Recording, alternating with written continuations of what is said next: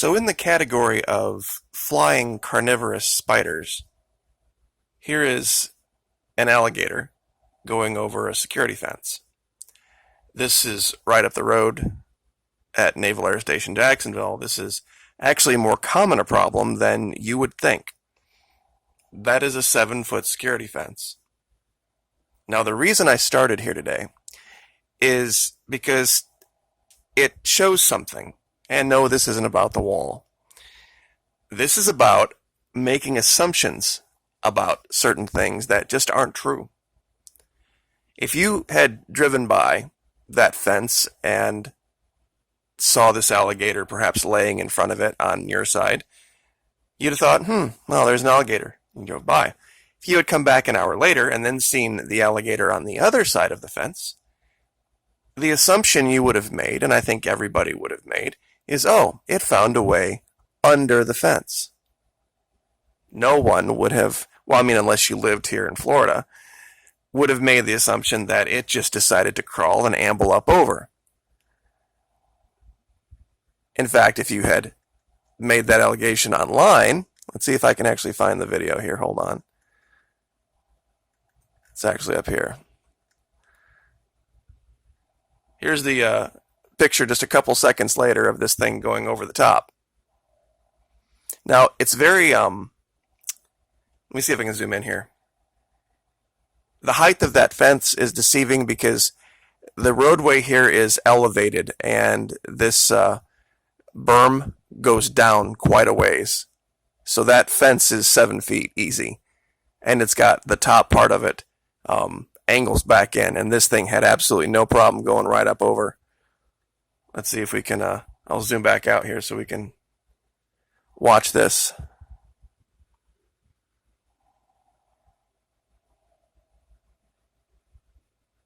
No problem whatsoever.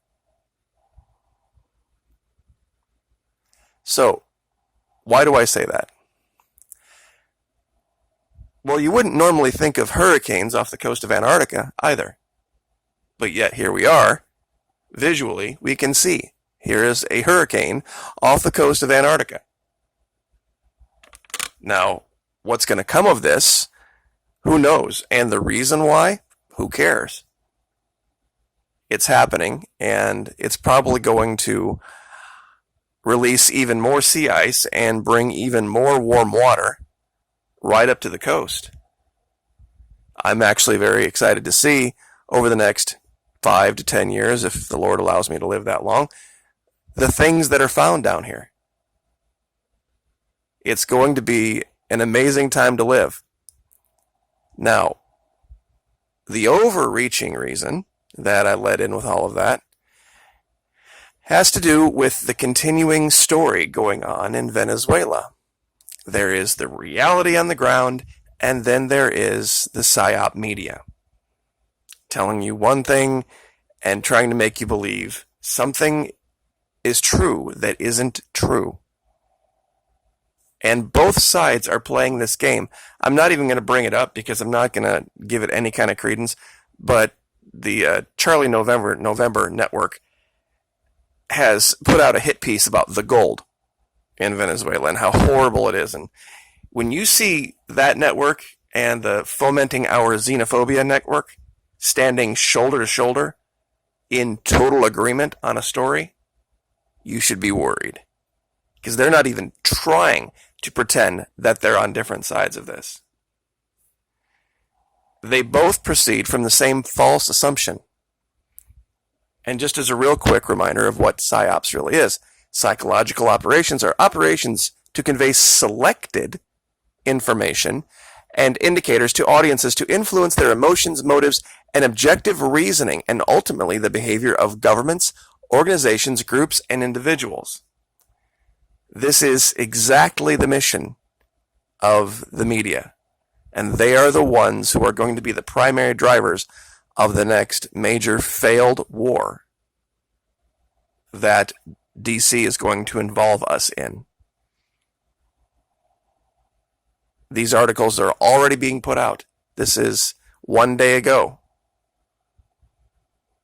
The new leader of Southcom is saying that he's You're not going to worry so much about the politics of all this, that, and the other. We're just going to focus on the day after. Well, I'd like to talk about that because it's important to understand something. Chavismo, whether you agree with it or not, really wasn't about one man. Hugo Chavez won a three-way race with over 60% of the vote. Let me say that again. Hugo Chavez and his ideas resonated so powerfully with the people of Venezuela that in a three-way race, he took 60% of the vote. The current man in charge simply has continued the same ideas of Hugo Chavez.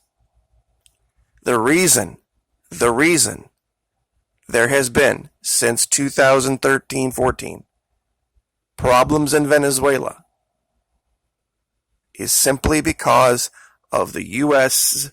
slowly incrementalized blockade. It's a better way to describe sanctions. It's just incrementalism leading up to eventually a total blockade, which is now what's being talked about. At least they're admitting it, that we have been trying to starve out Venezuela. DC has been trying to starve out Venezuela for the last decade. And when they couldn't defeat Hugo Chavez in the arena of ideas, they had to find a way to get rid of him and then time everything up so that they could demonize the new guy. And here's the critical thing that even those of you that have understood this, that have accepted the clear-cut evidence of what's happened in Venezuela, it wouldn't matter if Nicolas Maduro stepped down tomorrow. To the vast majority of Venezuelans, he's not socialist enough. In fact, there have been protests against Nicolas Maduro, not because he's socialist, but because he hasn't gone all the way in like Bolivia has, with democratic, ground-up, grassroots socialism, governance of the people, by the people, for the people, irrespective of any other consideration. I had a friend ask me, do Venezuelans pay taxes? Well, they do. Some do. It's seen that down there as patriotic. They don't have an IRS. It's seen down there like we see giving blood. And they're like, well, how do they finance everything? How do they run the government? Here's the critical part that most people can't wrap their head around. Venezuela, in their constitution, it states that the resources of the nation belong inherently to the people of the nation. The oil, the gold, the coltan, everything is the property of the people first. So when the government, for example, pulls gold out of a gold mine and sells it on the open market, that's the property of the people. That doesn't go to enrich some private gold mining facility. Same thing with the oil. They got into contracts with oil companies that were good at pulling oil out of the ground, but they made it very clear, this oil is the property of the people of Venezuela, and yes, we will give you a certain portion of it to offset your costs and to earn a modest profit. But if we see you cheating us, if we see you screwing us and playing games with the numbers, we're going to expropriate that. It was written into the contracts. For all of those out there who think, well, Venezuela stole all this from Chevron and Texaco. And no, they didn't. No, they didn't. Chevron and Texaco thought that they could get away with doing whatever the hell they wanted to because everywhere else they do. And Venezuela just said no. Sorry, this is the property of the people. Therefore, the sale of the oil, the revenue derived from it, goes to finance the operation of the country and for the well-being of the people of Venezuela first. That is in their constitution. Imagine that here. Imagine no big oil. See, DC likes the current arrangement because they then create this basically a tax farm. One of my commenters used that terminology in a comment. I can't remember who it was, but it's exactly what it is. You live on a tax farm. The only reason that they promote any kind of free market capitalism here is so that they can tax you. And they can enrich themselves from doing so. There is a completely different paradigm down here. It's one of the last Christian nations on earth, truly Christian nations, if you actually want to read the words written in red in the Bible and see how the man lived and what he did, kicking over tables of the money changers, the loaves and the fishes, all of the other parables, seed time and harvest. The psychological operations of the mainstream media, though, will not allow you to see the truth. So if you continue to absorb them into the part of your brain that believes things, then you'll never see the truth of why places like Colombia, DC, Great Britain, and their banks loathe the idea of something like Venezuela. You'll never be able to understand it. Will being a Venezuelan give you the ability to become the next Mark Zuckerberg or Steve Jobs? No, absolutely not. If that's your goal in this life, to chase after physical wealth and material goods, you will not fit in well in a place like Venezuela. And if that's going to be your attitude, if there was ever a shit hits the fan situation in this country, if I were looking to put together a group for survival, to move forward, I'm sure as hell not going to want a bunch of capitalists. That's for damn sure. I don't want a whole bunch of people where I have to look over my shoulder and wonder if they're going to just be selling our resources for personal profit every time we're not looking, scheming and conniving to be the next king of the hill. I want a group of people that is going to be worried about the well-being of the group first, not for personal advancement. You're never going to hear anybody talk about Venezuela like this. This whole argument about evil dictator who starves his people. See, that's easy emotionally to believe. The cartoonish, ridiculous nature of it. As if there would be some benefit in a place like this to even attempting to be that. If that were truly the case, the people of Venezuela would have taken this man out a long time ago. They wouldn't need DC. DC doesn't argue the fact that they have a 3 million man armed standing militia in this country. And even Craig Fowler, now that I mention that, Navy Admiral Craig Fowler warned Monday against Venezuela's, quote, formidable weapon system and criticized Cuba, Russia, China for assisting Maduro, blah, blah, blah, blah, blah, blah, blah, blah, blah. So if you're the type that says, oh, it's really not Venezuela, it's really Russia, China, Cuba, that would have been something to consider when Venezuela was our ally. See, they fly F-16s. They were our ally at one time.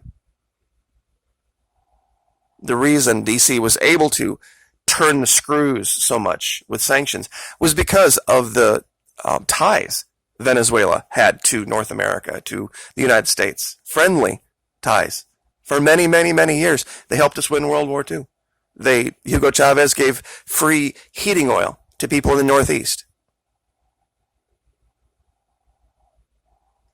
You're not going to hear this in the mainstream media. the hypocrisy, the cowardice, and the backstabbing of DC. That's why I've said there's no answer in DC. These people want sovereignty. They want self-determination. They want provision made for the poor, for the needy. And for that reason and that reason alone, DC wants them destroyed. Because the first and only consideration can be the continuation of the enrichment of the wealthy who pay exorbitant taxes or bribes to those in DC. That's their number one consideration. That's their only consideration, and they will use any type of psychological operation that they can figure out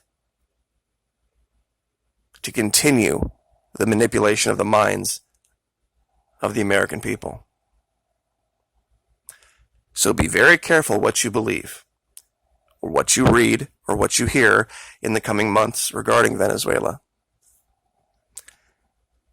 Because I'll say it again, even if Nicolas Maduro steps down tomorrow, do you really think the millions and millions of people that supported Chavismo, that supported Hugo Chavez and Nicolas Maduro are just going to magically flip a switch and change their mind?